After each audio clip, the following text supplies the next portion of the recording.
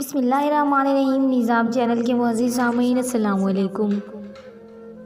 Video शुरू करने से पहले आप दोस्तों से एक छोटी सी गुजारिश, अगर आपने अभी तक हमारे चैनल निज़ाम इन्फो को सब्सक्राइब नहीं किया तो सब्सक्राइब करें और साथ में लगे घंटी के बटन को ज़रूर दबाएं ताकि हर नई वीडियो का नोटिफिकेशन आप दोस्तों तक सबसे पहले पहुंच सके। दोस्तों वीडियो अच्छी लगे तो इसे लाइक और अपने दोस्तों के साथ शेयर भी लाजमी किया करें। अरे आप लोग कहाँ जा रहे हैं? आज सब यहीं रुक जाएं ना। रू ने उन्हें जाते देख कर कहा था, अब तो हमारा घर भी बहुत बड़ा है, यहाँ आप सब लोग आसानी से रह सकते हैं, कोई प्रॉब्लम नहीं होगी। मासूमा, हम रात को खिजर भाई की शादी की प्लानिंग करेंगे, उसने पास खड़ी मासूमा को देख कर कहा था, जिस पर कुछ फासले पर खड़ी लैला की गाल सुर्ख होने लगी। इतनी जल्दी शादी? शारिफ ने कहा, हाँ तो क्या खिजर भाई लैला को सिर्फ प्रपोजल पर टिकाने का टरखाने का इरादा रखते हैं। अब लैला ने हाँ कर दी है तो हमें शादी की प्लानिंग करनी चाहिए।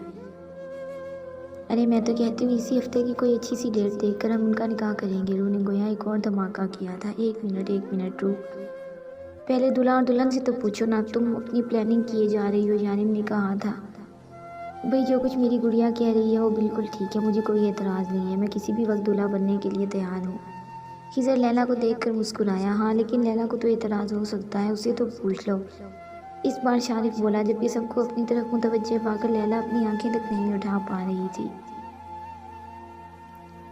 मुझे क्यों देख रहे हो सारे? मैं क्या बोलूँ? लैला कंफ्यूज सी बोली। वो बोल्ड सी लड़की आज के दिन में इन्हें अपने सारे छुपे हुए अंदाज दिखा रही थी जो कोई नहीं जानता था। लैला बीबी शर्माती भी है, ये तो कमाल हो गया, शारिफ ने नारा लगाया था।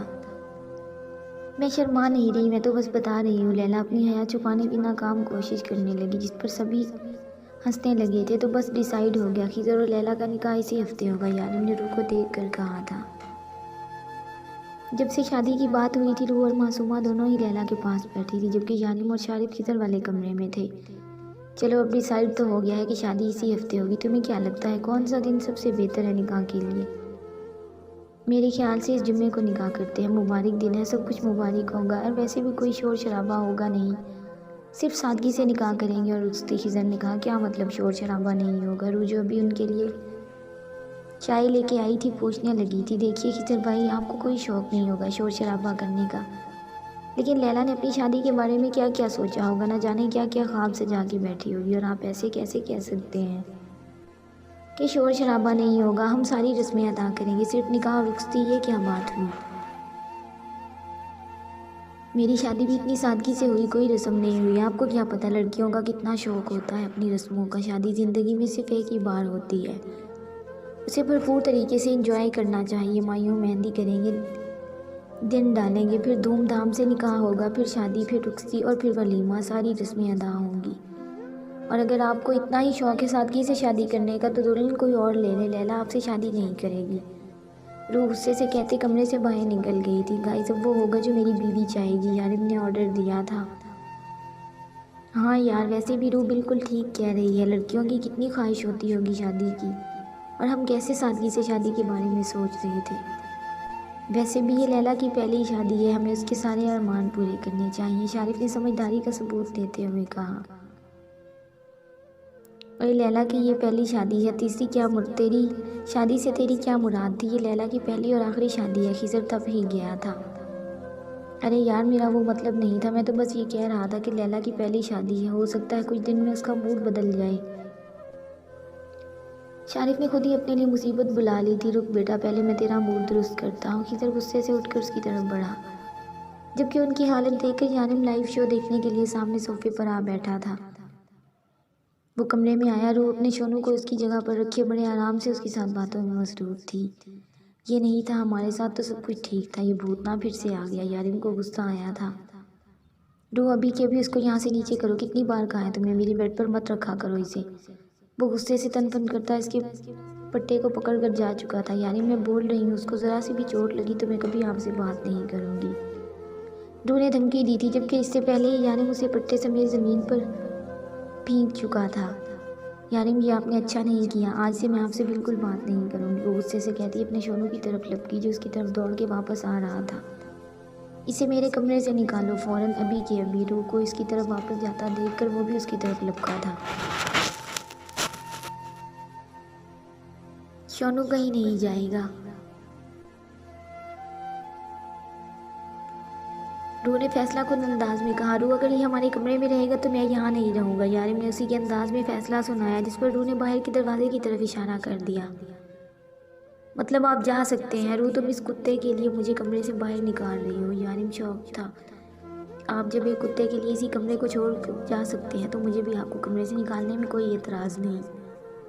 आप जा सकते हैं। रू ने एक बार फिर से दरवाजे की तरफ इशारा किया, जिस पर यारिम गुस्से से बाहर निकलकर सीधा खिजर और शारिब वाले कमरे में आ गया था, जहाँ खिजर और शारिफ उसे देखकर मुस्कुरा रहे थे। मतलब दुबई के डॉन को बीवी ने कमरे से निकाल दिया। खिजर ने ऊंची आवाज़ में कहका लगाया, जिस पर यारिम उन दोनों को आंखें दिखाता उनके बीच आ लेटा था। सुबह होते ही शादी की तैयारियां शुरू हो गई थी। रू के मुताबिक आज के दिन ही दिन डालने का था, तभी जाके जुम्मे के दिन पर इनका निकाह होना था। रू के ऑर्डर के मुताबिक निकाह तक वो दोनों एक दूसरे की शक्ल नहीं देख सकते थे और आज ही मेहमान में बिठाना था। ये रू, ये सब कुछ क्या कर रही हो तुम तो मेरी साइड पे होगी। खिजर ने उसे समझाना चाहा। अरे नहीं खिजर भाई, मैं और मासूमा लैला की साइड पे हैं। वो यारिम और शारिफ भाई आपकी साइड पे, सो मैं लड़की वाली और आप लोग लड़के वाले। उसने शारिफ और यारिम को बताया, नहीं गुड़िया तुम मेरी साइड पे हो, तुम्हारे अलावा इन सबको मैं लड़की वाली साइड पे भेज देता हूँ। मुझे बस मेरी गुड़िया चाहिए अपनी साइड में। खिजर ने बहुत प्यार से कहा, मतलब मैं अकेले आपकी साइड और ये सारी लैला की साइड। रू ने मुंह बनाकर कहा। हाँ तो रू, शादी हो रही है, कौन सा जंग हो रही है जो तुम्हें पूरी टीम की ज़रूरत है। यारिम ने लुकमा दिया था। अरे क्यों, मैं हूँ तुम्हारे साथ। शारिफ उसके करीब आकर खड़ा हुआ। ये मासूमा और यारिम लैला की तरफ में और तुम खिजर की तरफ। शारिफ ने कहा था, लेकिन मुझे नेक नहीं मिलेगा ना। रू ने मासूम सी शक्ल बनाकर कहा, जिससे यारिम के डिम्पल नुमाया हुए। क्यों नहीं मिलेगा, बहन को तो इतना कुछ मिलता है। शारिफ उसकी शक्ल देखकर बोला। हाँ शारिफ भाई, बहन को बहुत कुछ मिलता है, लेकिन सालियों को भी तो बहुत कुछ मिलता है ना। उसने शारिफ को आंखों में इशारा करके बताया, जिस पर यारिम की मुस्कुराहट एक बार फिर से खिल उठी। डोंट वरी रू, तुम्हें ज़्यादा मिलेगा। खिजर फ़ौरन से बोला, कहीं वो सच में पार्टी चेंज न कर ले। और यहाँ खड़ा हर इंसान जानता था कि रू का खिजर की तरफ होना कितना ज़रूरी है। अरे रू, तुम फिलहाल लड़के वाले की तरफ से हो जाओ, जब नेक की बारी होगी तब तुम लड़की वाले की तरफ से हो जाना। मतलब एक तीर से दो शिकार। शारिफ ने उसके कान में कहा, ठीक है भाई, मैं आपकी तरफ हूँ, लेकिन क्या जब दुल्हन को आपके पास ला के बिठाएंगे ना, मैं लड़की वालों की तरफ से हो जाऊँगी। रू ने फैसला कर लिया। मेहमानों में आप किसे किसे बुलाना चाहेंगे, एक लिस्ट बना दें। रू ने कहा, कोई लिस्ट बनाने की ज़रूरत नहीं है, हम चंद लोग होंगे शादी पे। क्या मतलब, कोई दोस्त, कोई फ्रेंड, कोई फैमिली मेम्बर? क्या कोई नहीं होगा? रू ने हैरानगी से पूछा। हम सब एक दूसरे के दोस्त हैं, हम सब एक दूसरे के फैमिली मेम्बर्स भी हैं और हमें किसी और की ज़रूरत नहीं है, खिजर ने मुस्कुराकर बताया। तो रू भी खामोश हो गई। जिस तरह का काम वो करते थे, इनकी कोई फैमिली या दोस्त होंगे ये वो सोच भी कैसे सकती थी। इन सब की संगत में बहुत से भूल ही जाती थी कि वो लोग आखिर हैं कौन। यानी ये लाइटिंग लगाने में मदद करे ना, सभी कोई ना कोई काम कर रहे थे। यहाँ तक कि लैला और खिजर को भी उसने किसी न किसी काम पर लगाया था। एक यारिम ही था जो आराम से बैठा हुआ था, जिसे कोई काम नहीं करना था। अपने शोनू को बोलो ना, जिसकी वजह से मुझे कमरे से निकाला था। यारिम घूर कर फिर से अपने मोबाइल पर मसरूफ़ हो गया। आप मेरे क्यूट से शोनू से जेलिस होकर जिद लगा रहे हैं। वो क्यूट सा प्यारा सा बेबी मेरे कमरे में रात को मेरे बेड पे सोया था और जिसकी तरफ से जिद थी अब मेरी तरफ से जिद है। कहो अपने लाडले को की मदद करे तुम्हारी। वो गुस्से से कहता शिफा को चाय के लिए कहने लगा था। यारिम अपना राज है मुझसे। रू मासूम सी शक्ल बनाकर बोली, हाँ नाराज़ हूँ और बहुत सख्त नाराज़ हूँ तुमसे। अब मुझे तकरीबन 2 फुट के फासले पर रहो। नाराज़गी में इतना करीब आना अलाउड नहीं होता। वो उसके करीब आने पर चोट करने लगा था। आपको पता है, आप जब नाराज़ होते हैं तब और भी ज़्यादा क्यूट लगते हैं, बिल्कुल छोटे बेबी की तरह। रू ने उसे बड़ी मासूमियत से बहलाना चाहा था। रू, मैं 8 साल का बच्चा नहीं हूँ जिसे तुम इस तरह से बहलाओगी। कैसी बीवी हो तुम, 5 वक्त की नमाज़ें पढ़ती हो। तुम्हें इतना नहीं पता, अगर शौहर नाराज़ हो तो बीवी की नमाज कबूल नहीं होती और हर वक्त फरिश्ते उस पर लानत भेजते रहते हैं। रू, अल्लाह के सामने तुम्हारा अमाननामा तो बहुत गंदा हो रहा है। यारिम ने उसे डराया। तो मैं आपको मना तो रही हूँ। आप अब रू को इसकी एक एक बात पर ईमान लाती फ़ौरन घबरा कर बोली, कहाँ मना रही हो, कब मनाया? मुझे तो नहीं लगता कि तुम मुझे मना रही हो। यारिम दोनों हाथ कमर पर रखता पूछने लगा, मतलब अभी नहीं मनाया, अब मनाऊंगी ना? रू ने फ़ौरन हाथ इसकी शर्ट के बटन पर रखे। रू, मुझे मना रही हो या 4 साल के बच्चे की तरह मेरे बटन के साथ खेल रही हो? ठीक से मनाओ, मुझे इस तरह से नहीं। मैं इस तरह से नहीं मानने वाला, यारिम ने एलानिया कहा था। कैसे मानेंगे, मैं वैसे ही आपको मनाती हूँ। रू मुस्कुराकर इसके मज़ीद करीब हुई तो यारिम ने उसकी कमर पर अपने हाथ रख लिए थे। उसकी इस हरकत पर रू शर्माई। यारिम ने उसकी थोड़ी पे हाथ रख के उसका चेहरा ऊंचा किया तो रू ने फ़ौरन अपनी आंखें बंद कर ली थी। इससे पहले कि यारिम उसके लबों पर झुकता, शारिफ तेज़ी से कमरे से निकला जो रू को पुकार रहा था। यारिम ने झटके से उसे छोड़ा था। इससे पहले कि वो दीवार से लगती, शारिफ ने उसे थाम लिया।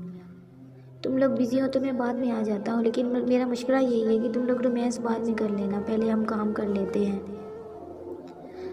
वो शारिफ ही क्या जो सीधे तरीके से कोई बात करे। यानी मुझसे आंखें दिखाता वहाँ से चला गया, जबकि वो अपनी शर्मिंदगी मिटाने के लिए इसे उधर उधर के काम बताने लगी थी।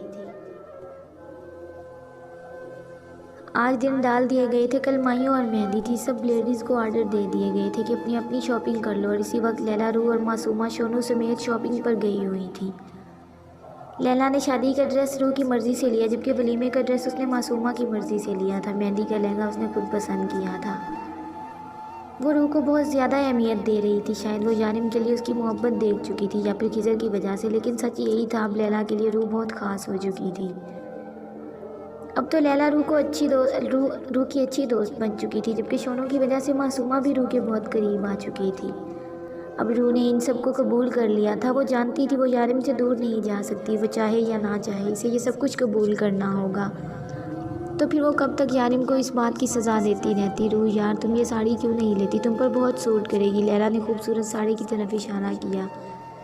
नहीं, मैं ये नहीं पहन सकती, बहुत अजीब सी है, और तो और इसके तो स्लीव्स भी नहीं है। हाँ, यारिम को भी ऐसा लिबास पसंद नहीं, रू ने मुंह बनाकर कहा।